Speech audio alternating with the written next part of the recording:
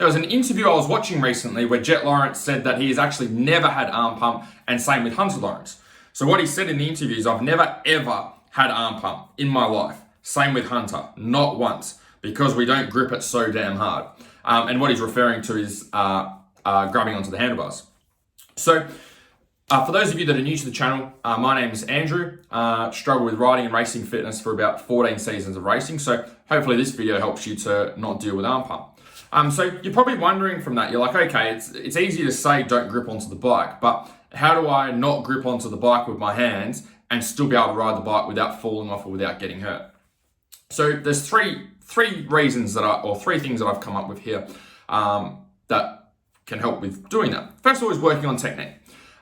When you're on the bike and you're riding, you don't want to be hanging on for dear life with your arms. And if you are, and you're doing that from start to finish of the race, then it's simply just a technique problem. You need to learn how to ride the bike, learn how to grip with your legs, learn how to use the rest of your body.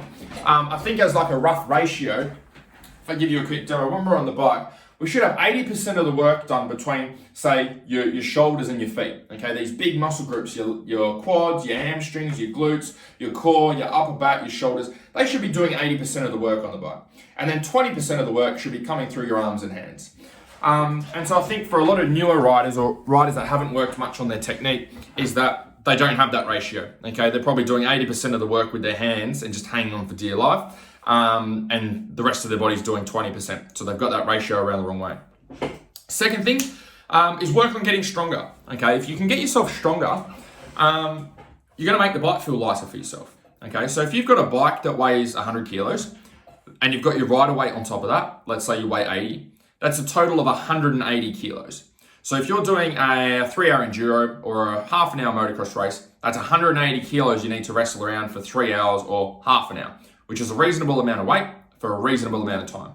So if you can get yourself stronger, okay, by doing some strength work in the gym, lifting some weights, doing some back squats, doing some deadlifts, doing some overhead presses, what that's gonna mean is that 100 kilo bike is gonna feel a lot lighter. If you can get that to feel a lot lighter, you're not gonna be hanging on as much. And the reason you're not gonna hang on as much is because when you're gripping with your legs and you're using this 80%, we can keep that ratio at 80% and 20% through the arms.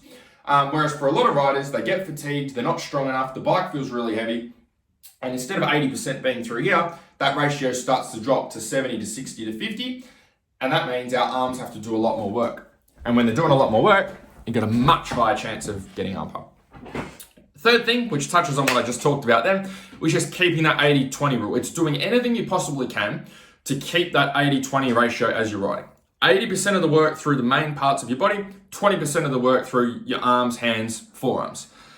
Things that will affect that is just fatigue in general. Maybe your cardio needs to be better, maybe your nutrition shit, maybe you need to get stronger, maybe it's a little bit of all of the above. But if you can work on those three areas, that's gonna go a long way to reducing your arm pump so you can enjoy your riding more.